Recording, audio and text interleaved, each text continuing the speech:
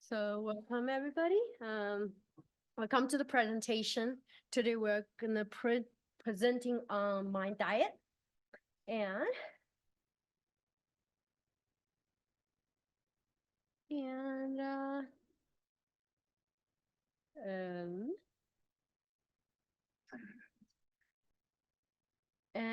my name is Nancy and this is Colin. Hello, everyone.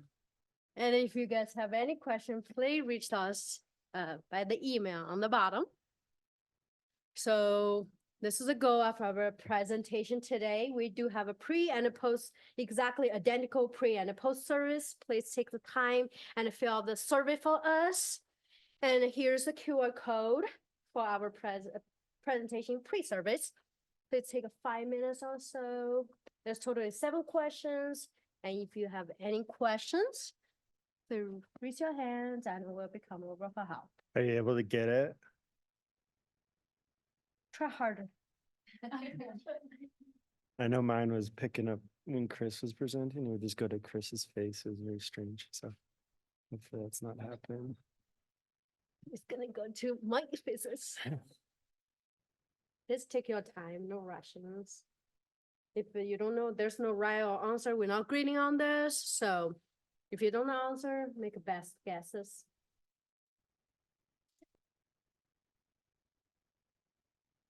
Okay, everyone is Close. Thumbs up. pretty much done.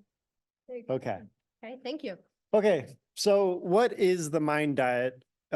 It's not just a cute name for a diet. It does actually stand for something, and it is the Mediterranean DASH diet intervention for neurodegenerative delay.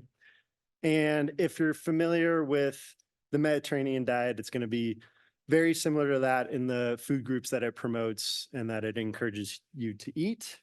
I think it's a flexible diet. So Kelly mentioned this a little bit in her presentation, but it's not about, having this amount of, fish, 3 ounces of fish or 6 ounces of steak.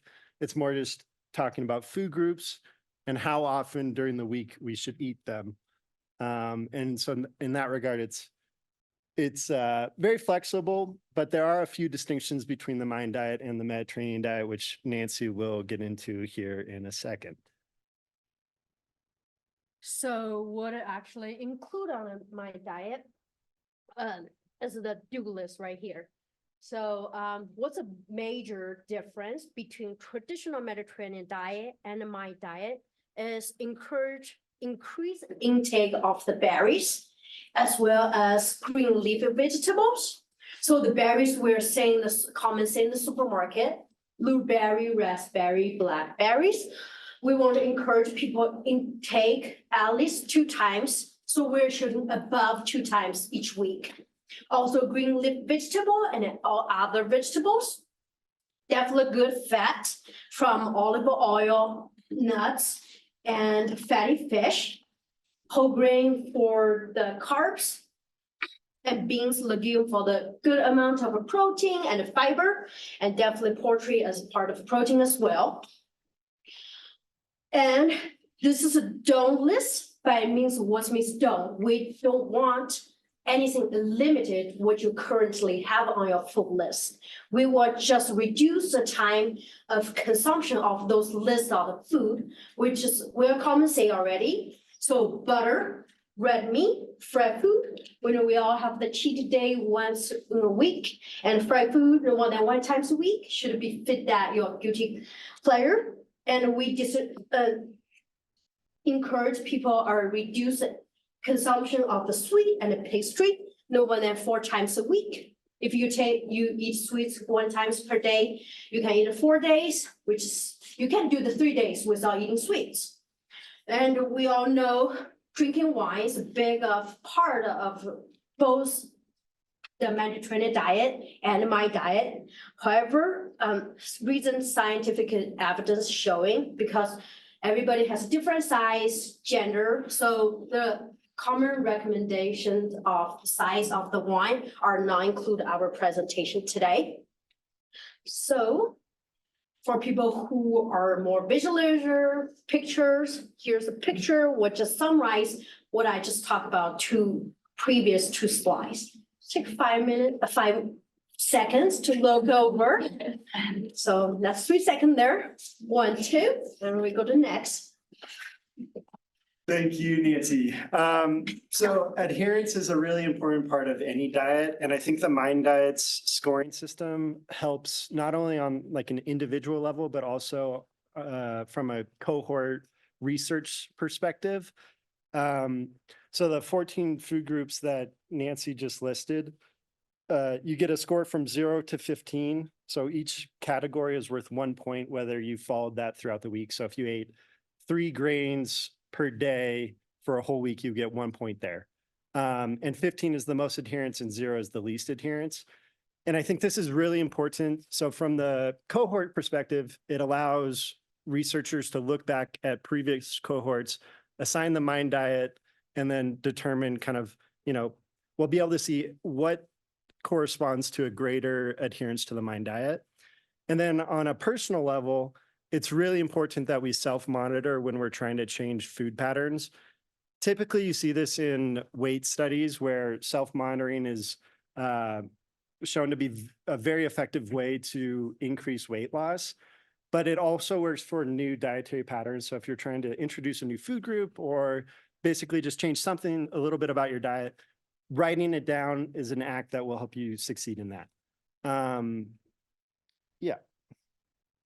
And when we're looking at the Mind Diet, I think it's important to look at the history because it was created very recently, 2015. So it's super recent by Dr. Martha Claire Morris.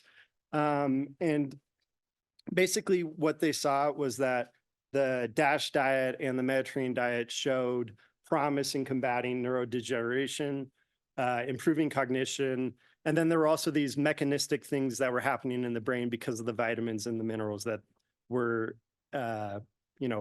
plentiful in those diets. And so Martha Claire Morris said, how can we improve upon these diets? And she looked at, so there's the Rotterdam study, which is a cohort in the Netherlands that between 1990 and 1993, they jotted down all of the food that they were ingesting, and they had dietitians and doctors tracking this information and making sure that everyone was, complying with their food intake reviews. And so in this study, they saw that flavonoid intake corresponded with higher cognition scores, while higher intake of vitamin C and vitamin E corresponded with a lower incidence of Alzheimer's disease later in life. And so with this in mind, I think this is kind of what Dr. Claire Morris thought. We can maybe improve the Mediterranean diet by increasing the amount of vitamin C, E, and flavonoids that we consume. So why is Mind Diet important to us? 1 in 9 people are age 60 and above diagnosed with Alzheimer's dementia, and currently Alzheimer's is the most common neurodegenerative disease in the US. So here's the data on the pie chart. Here's the data showing from 2022. Between age 65 to 74, there's 1.79 million people diagnosed with Alzheimer's disease. 75 to 84, there's 2.54, and age 85 above is 2.37. So from the age 65 to 84, we see a slight increase.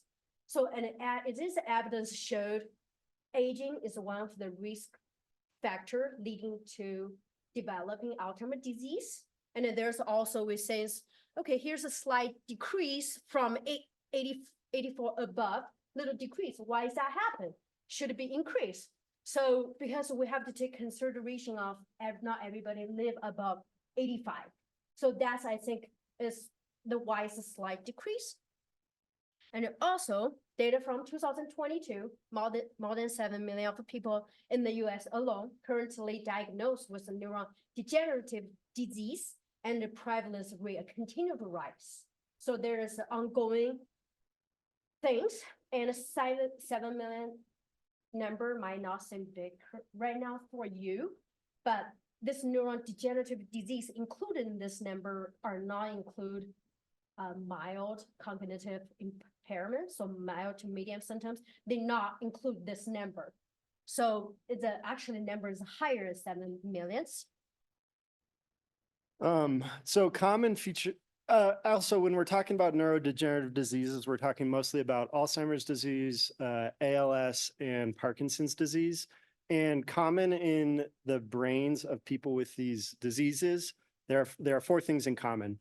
And as you can see, so tau protein aggregation is a hallmark of neurodegenerative disease. It is a protein that under normal conditions, it helps with cell structure. When this starts to perform oddly, it becomes hyperphosphorylated. So essentially, it only matters in that it reacts to the cell differently than it used to. And we end up with these mature tau fibrils where they clump together.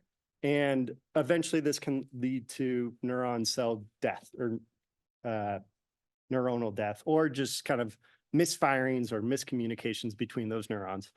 And typically this starts in the hippocampus, so in the kind of the center of your brain near the brainstem, and then works outward. And this would be a completely diseased brain where tau protein, the third brain there, has kind of taken over. Another common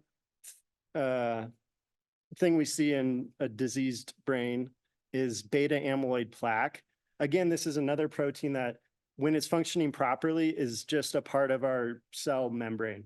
When it starts to malfunction, we create more of these beta amyloids, and they start to clump together and create plaques, kind of like what you would see in your arteries when you're dealing with heart disease. And they also get in between the synapses between our neurons and literally block communication.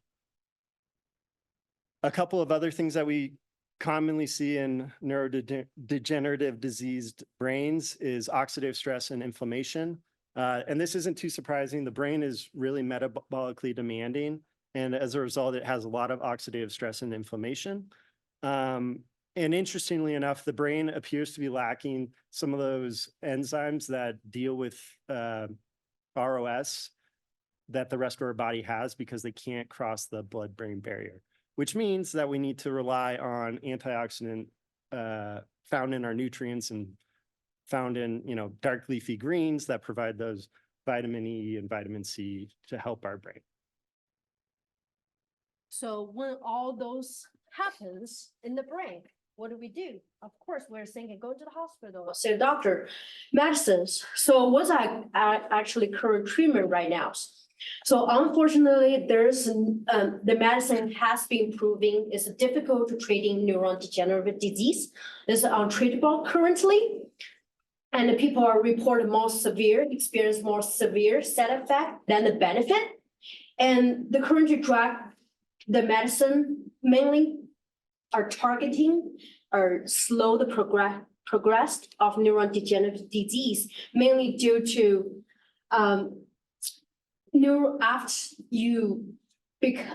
after you had a birth, like after you're born, your neurons stop growing, stop dividing, because there's a little yellow tube thing on the red corner called the central lobes. They are locked off in the neuron. So and the central lobes are playing important role in cell division, in meiosis and mitosis. So your neuron cannot develop no more. So after birth, how many neurons you have in your brain, that's go with you for rest of your life. Although it cannot be divided, but they can be elongate the life until they die. So scientists start looking for what's the other options, alternative way to slow the progression of the disease. And here comes the Mind Diet. They start moving to foods section. So why is Mind Diet so special? Because all the food on the do list has impact with increased content of vitamin C, vitamin E, carotenoid, and flavonoid. By getting healthy fat from olive oil, fatty fish, And those vitamins, biocompound has been showing potential delay and prevent of neuron degeneration. So while we're hearing vitamin C, vitamin E, all those things, what exactly is? So let's dig into some of them. Vitamin C, vitamin A, powerful antioxidant that's in your body to help you reduce inflammation. So in other words, anti-inflammatory effect. Also reduce reactive oxygen species in the body. Vitamin E, another antioxidant in the body. And it potentially reduce hyperphosphorylation of the TOS proteins and also the tangle of tau protein. And it potentially reduce or disturbing the production of amyloid plaque in the brain, accumulate in the brain, and neutralize free radical. So our body produce ATP, which is cool. It's energy, help us maintaining daily function life. However, there's one byproduct called free radical. Right amount free radical can be beneficial for your body because they help you fight with pathogen, which is help you fight infection. But excess amount of free radical can damage your body. So there comes antioxidant play a role to stabilize the free radical within your body and help you reduce the inflammation within your body. And the last, omega-3 and healthy fat, it shows they inhibit or slow neuron cell death and improve neuron plasticity in the brain. So give your neuron little nice and a strong coating in the cell membrane, help the cell to do its function. So what does the research say about and its effectiveness? This is where, so epidemiological studies show that the MIND diet is pretty successful in dealing with Alzheimer's disease and dementia. In a review of 3 cohorts with around 8,000 participants, researchers found that middle-aged and older adults, if they adhered more to the MIND diet, they were less likely to have all-cause dementia. And then in the Rotterdam study, again, so they did this with the MIND diet, so they assigned a MIND diet score to each of the cohorts intakes. And the more closely you followed the MIND diet, the less likely you had Alzheimer's disease in the following years. Unfortunately, this is the difficulty within a lot of these diet studies.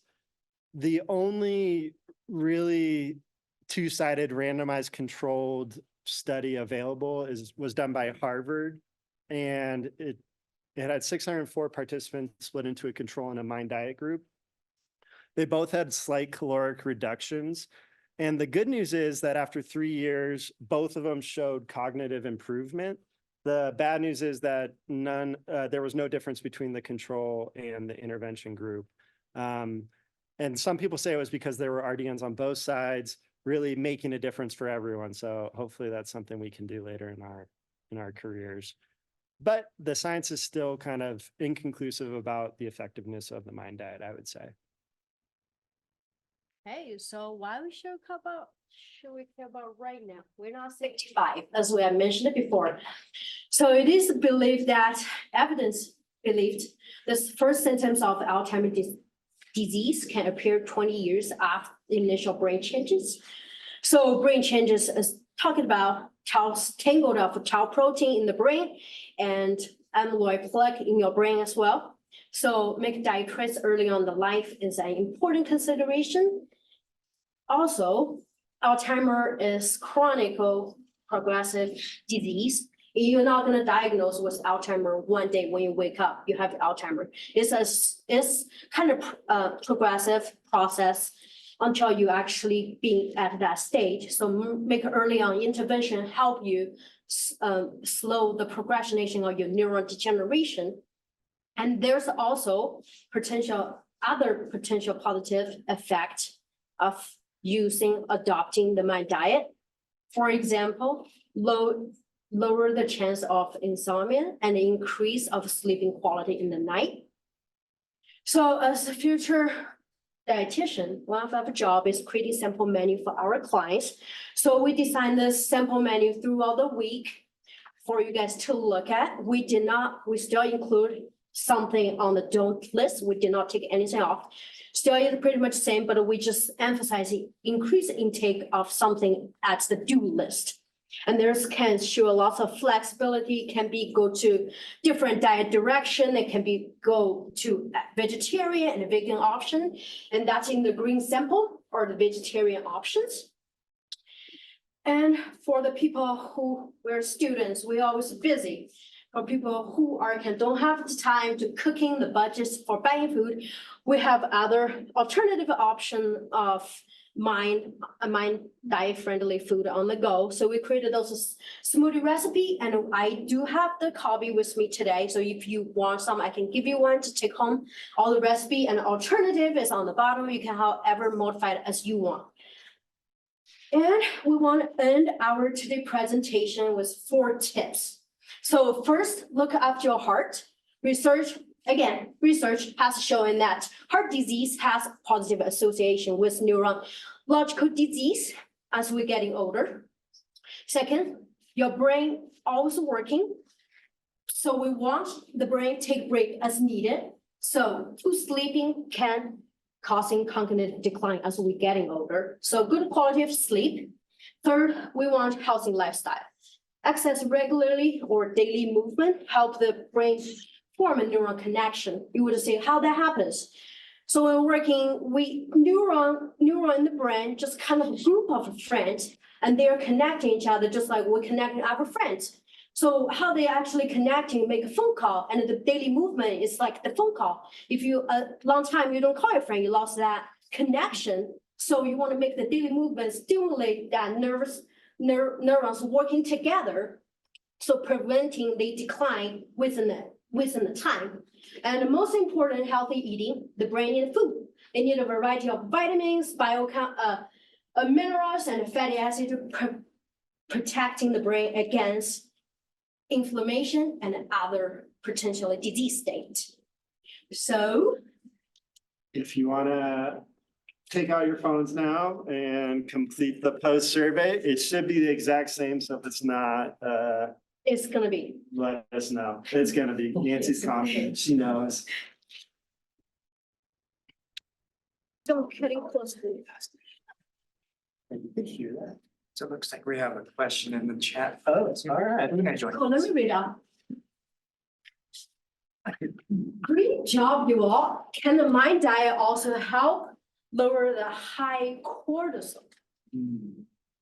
I mean, I kind of think yes. I didn't read a paper about that, but I think there can, because the mind diet help reduce, like there's a fact showing like some correlation between mental health and stress level. So all those vitamins and cortisol, one of the reason why I have a high cortisol, because your body has like inflammation states and also disease states, or your body needs cortisol to fight with some kind of things. So the stress as well. So they goes high.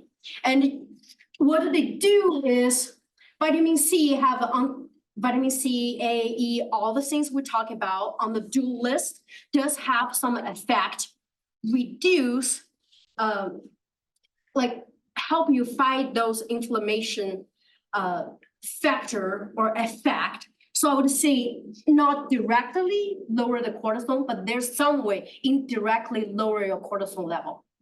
So yeah, does it kind of answer the questions? Somebody? Yeah, thank you. Cool.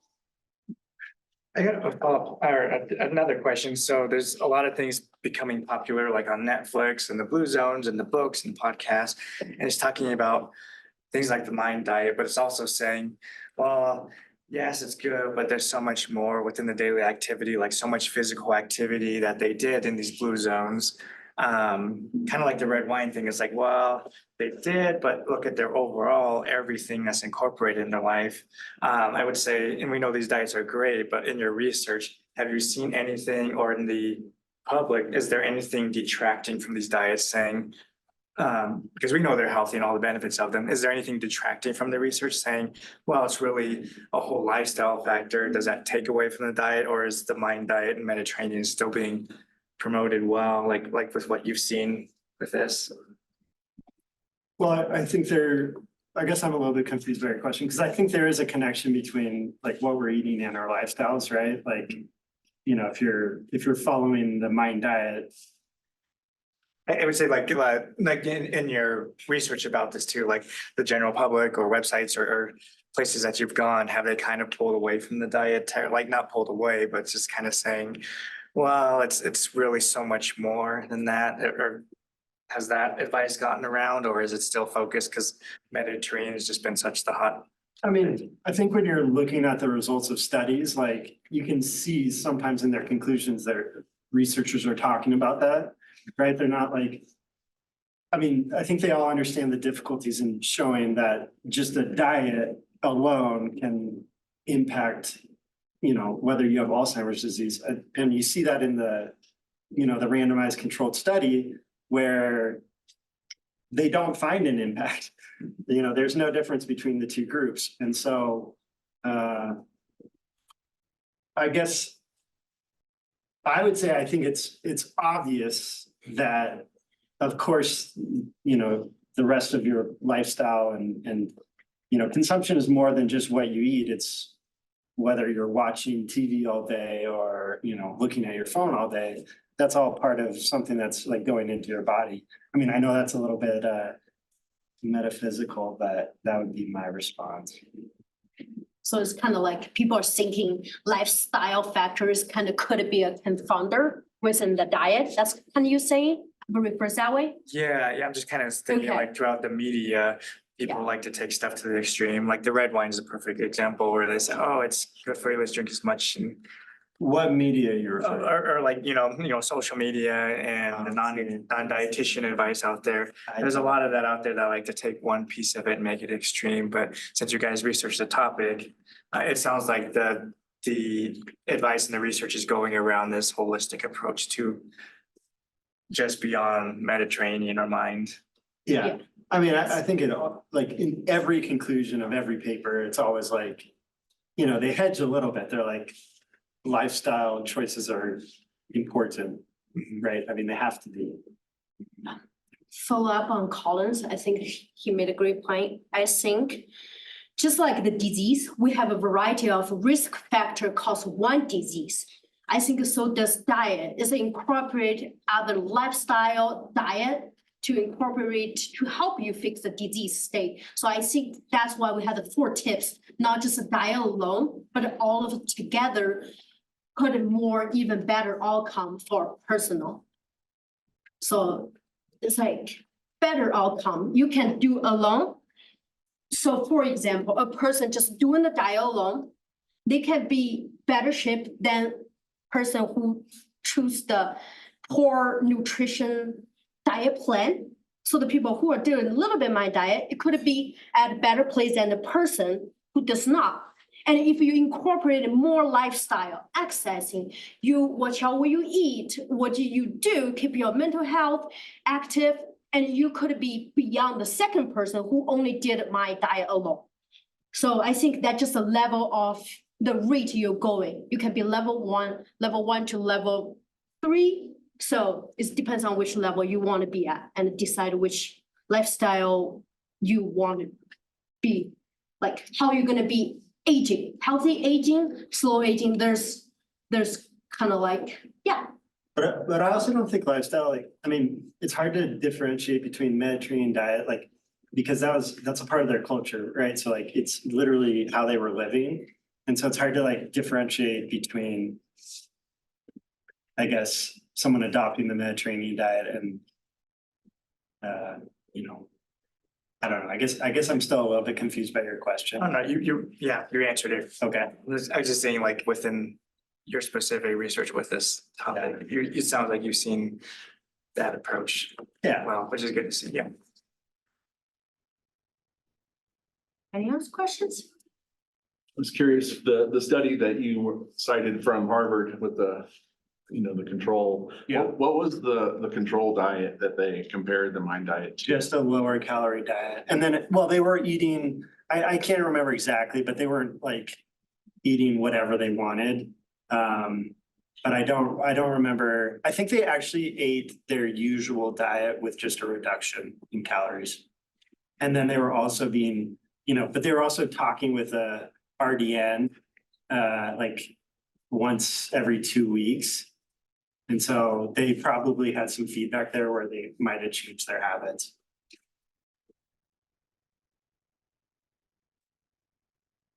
It was at Fancy, actually. They presented on that. We went to that. And you don't remember? No, not John. Oh.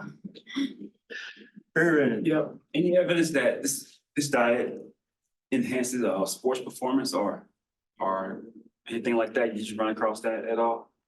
Well, I think there's benefits to like cardiovascular, longevity, I would say. I don't know about like,